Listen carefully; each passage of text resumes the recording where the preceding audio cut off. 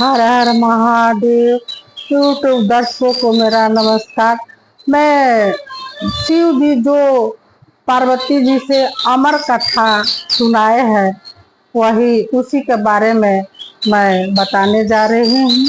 यदि आप लोगों को अच्छा लगे तो लाइक सब्सक्राइब जरूर कीजिएगा और शेयर भी कर दीजिएगा। एक बार ब्रह्मा जी के दरबार में सभा लगी थी। उस सभा में सभी देवगण उपस्थित हुए थे और ऋषिगण भी उपस्थित थे। वहां पर एक प्रश्न उठा कि तीनों लोकों में सबसे बहुमूल्य वस्तु क्या है, यानी बहुमूल्य क्या है जो हर जगह नहीं मिल सकती है, संभव नहीं है हर जगह पाना। तो सभी सोचने लगे कि क्या है क्या है क्या है। कुछ लोग उसमें से बोले कि सोना है, कुछ लोग बोले हीरा है। तो ऋषिगण बोले नहीं, सोना और हीरा तो हर सब जगह पाया जाता है, हर सब जगह उपलब्ध है। ये बताना मुश्किल है कि कहाँ पर कितना सोना है और हीरा है, लेकिन उपलब्ध तो सब जगह है। तो सोच विचार कर देवतागण बोले कि तो आप ही बताइए कि वो बहुमूल्य चीज क्या है जो सब जगह नहीं उपलब्ध है। तो ऋषिगण बताए कि वह निस्वार्थ प्रेम है।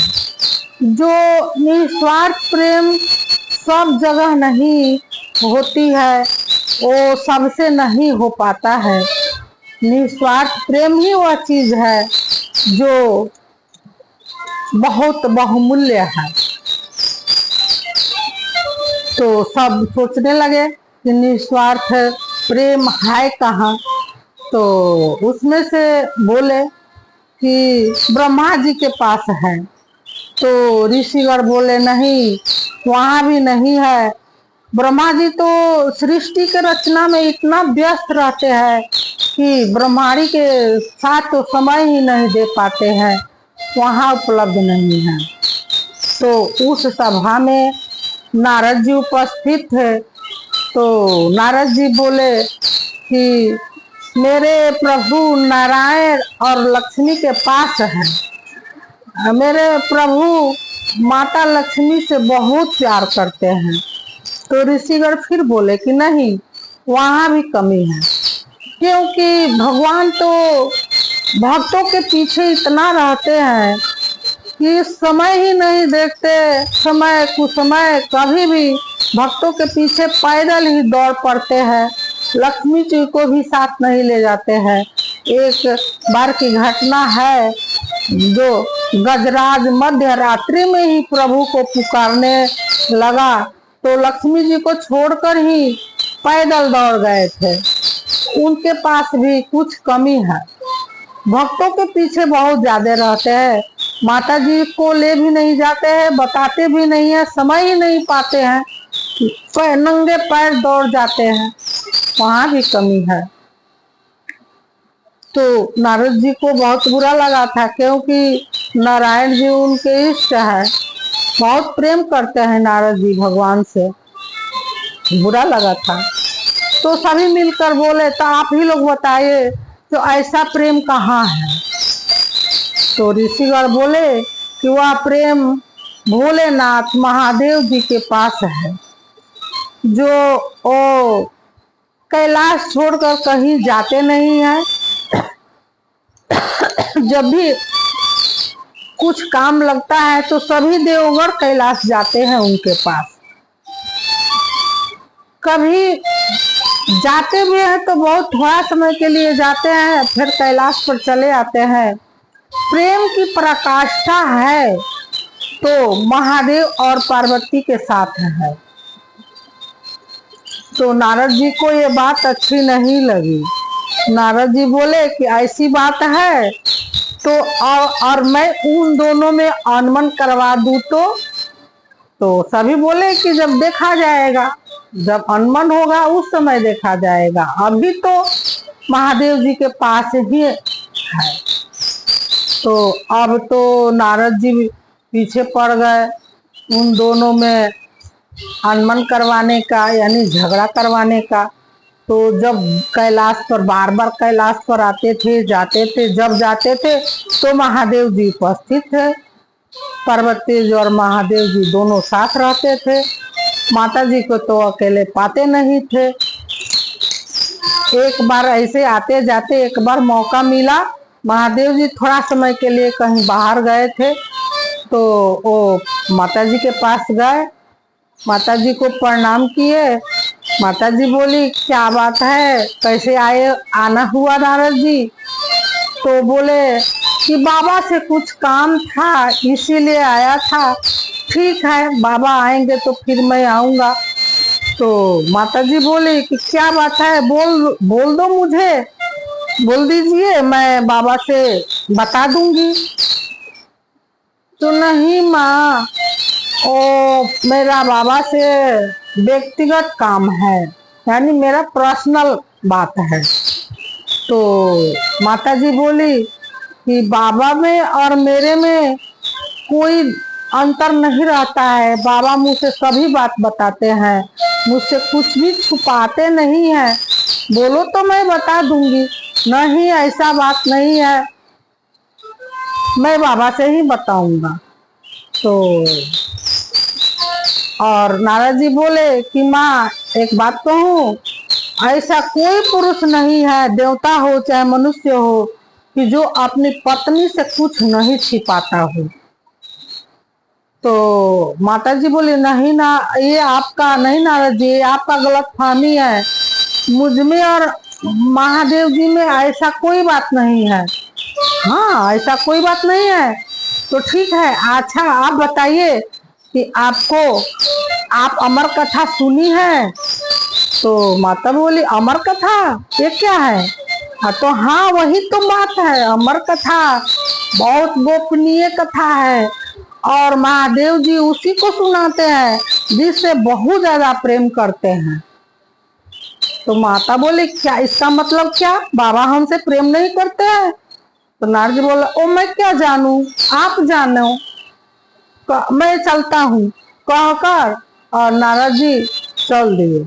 और माता जी सोचने लगी कि वो अमर कथा क्या है, क्यों मुझे नहीं सुनाए, और गुस्सा में आ गई। गुस्सा की बात भी थी कि महादेव जी जब पार्वती जी से शादी करके कैलाश पर लाए तब से रोज नई नई कथाएं सुनाते रहते थे, कथाएं चलती रहती है, और ये अमर कथा का नाम माता सुनी भी नहीं थी।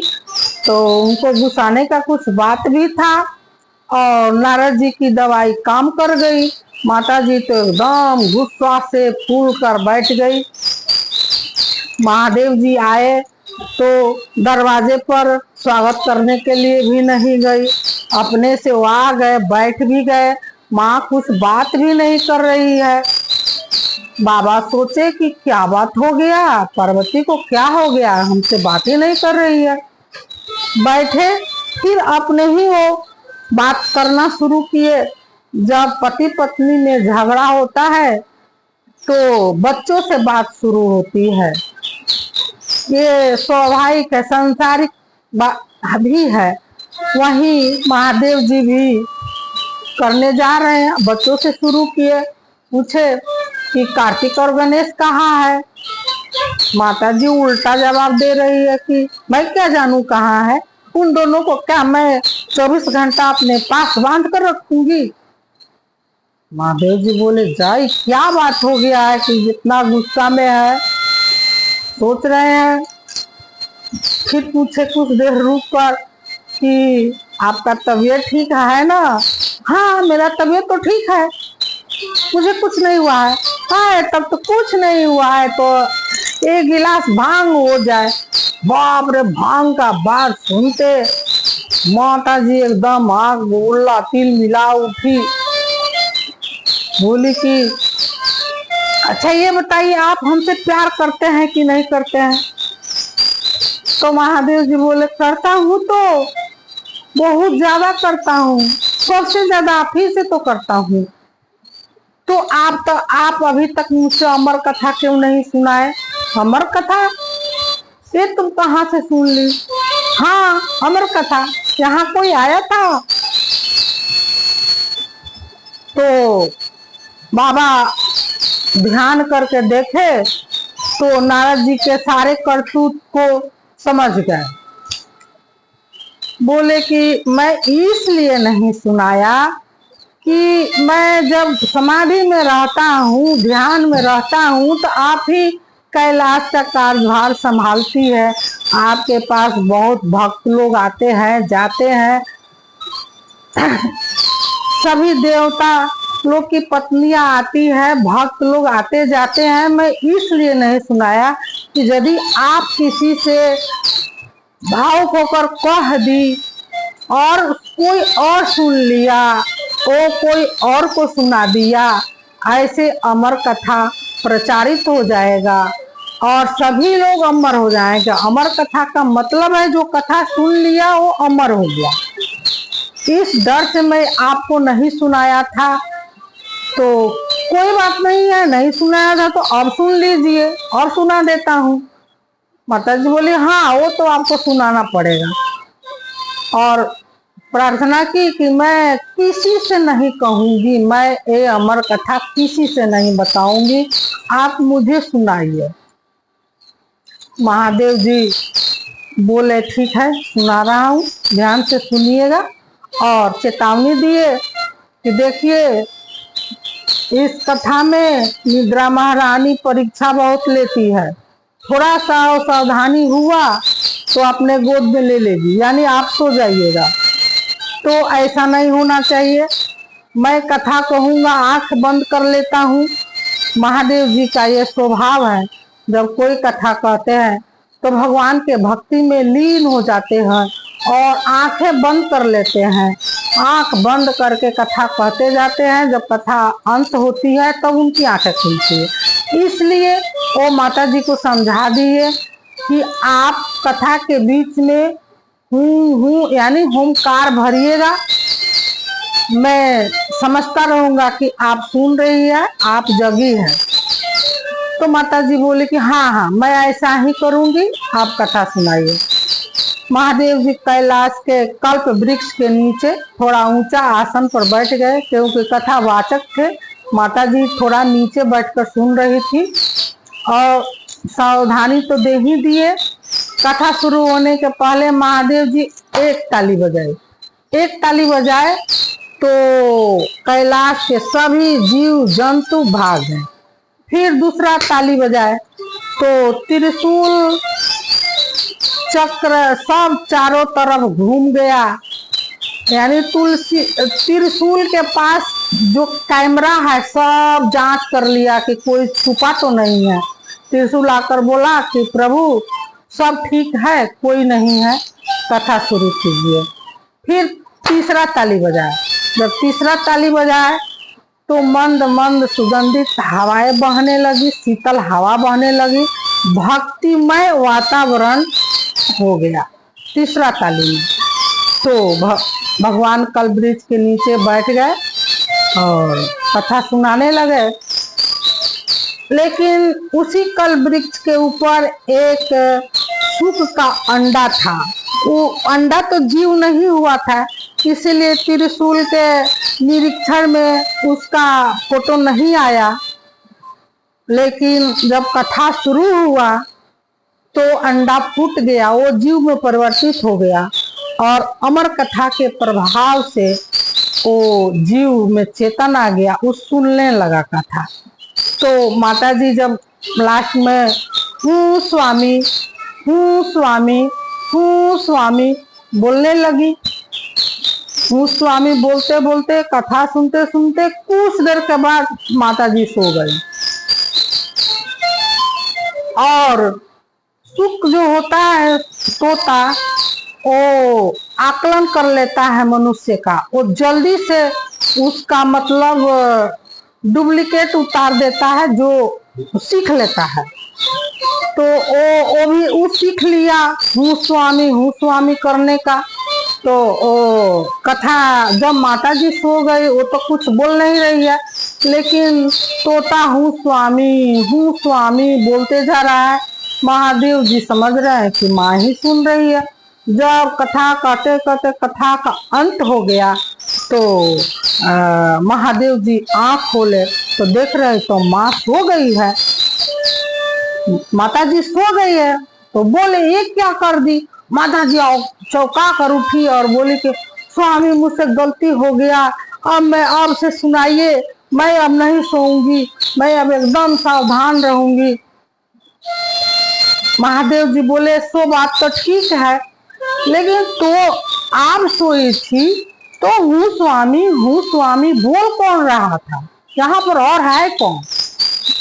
महादेव जी पेड़ के ऊपर सब देखने लगे, निरीक्षण किए तो बस वो सुक बालक दिखाई दिया। और महादेव जी गुस्सा में आ गए और गुस्सा में कुछ सोचे समझे नहीं, वो समझ गए कि कोई मायावी है, छुप कर चुरा कर एक कथा अमर कथा सुन रहा है। अब वो सुख बालक को मारने के लिए दौड़े, सुख बालक भागते गया। महादेव जी त्रिशूल लेकर उसके पीछे दौड़ते गए, कहीं कोई नहीं बचाया। देवता राक्षसों से जब विपत्ति आती है तो देवतागण बचा लेते हैं, लेकिन जब देवता से ही आ गई कठिनाई तो कौन बचा सकता है। तो सुख बालक तो अमर कथा सुना था, ज्ञानी था, उसके दिमाग में आया कि नहीं ब्राह्मण के ही पास में जाया जाए, ब्राह्मण के शरणागत में जाया जाए, वहीं कुछ करेंगे। तो वेद व्यास के घर पहुंचे। उस समय उनकी पत्नी किसी कारण से मुंह खोली, तब तक छोटा रूप धरकर वेद व्यास जी के पत्नी के मुख में घुस गया और पेट में चला गया। तो इधर तो महादेव जी त्रिशूल लेकर वेद व्यास के दरवाजे पर खड़े हो गए, आंख लाल लाल तिलमिला रहा था। वेद व्यास जी बोले कि पहले तो दर्शन दिए और इस रूप में क्या बात है। तो कैलाश से एक चोर भाग कर आया है आपके घर में। तो कैलाश से चोर आया है चोरी करके मेरे घर में, कहाँ कैलाश से चोरी करके आया है। तो कैलाश से चोरी क्यों करेगा, आप तो बिन मांगे ही दे देते हैं, उसको चोरी करने का जरूरत ही क्या है। तो नहीं आप समझ नहीं रहे, वो छुप कर मेरा अमर कथा सुना है, उसको तो मैं छोड़ूंगा नहीं। वेद व्यास जी समझाए कि आप शांत पहले होइए, तो शांत होइए। यदि वो अमर कथा सुन लिया है तो आप उसे मार नहीं सकते हैं, वो उसका मृत्यु नहीं हो सकता है, वो तो अमर हो गया है। और कोई बात नहीं, आप महाकाल हैं, आप सर्वव्यापी है, आप तो कुछ भी कर सकते हैं, जो चाहे कर देंगे। यदि आप उसको मार भी दिए तो अमर कथा का महत्व खत्म हो जाएगा, अमर कथा का अस्तित्व ही नहीं रहेगा। तो इसीलिए कहा जाता है गुस्सा में सोचने समझने की शक्ति कम हो जाती है। महादेव जी को जब ऐसे हो गया तो हम और आप साधारण मनुष्य को गुस्सा त्याग नहीं करवा देगा। महादेव जी समझ गए कि हाँ आप तो ठीक कह रहे हैं। महादेव जी लौटकर कैलाश चले गए और वही सुख बालक वेद व्यास जी के पुत्र के रूप में अवतार लिए।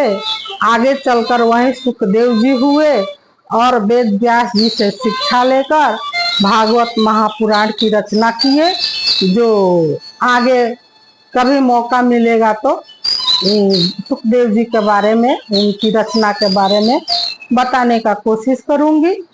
इन्हीं शब्दों के साथ मैं अपने वाणी को विश्राम देते हुए YouTube दर्शकों को नमस्कार। जय सिया राम, जय सिया राम, हर हर महादेव की जय। ओम पार्वती पते नमः।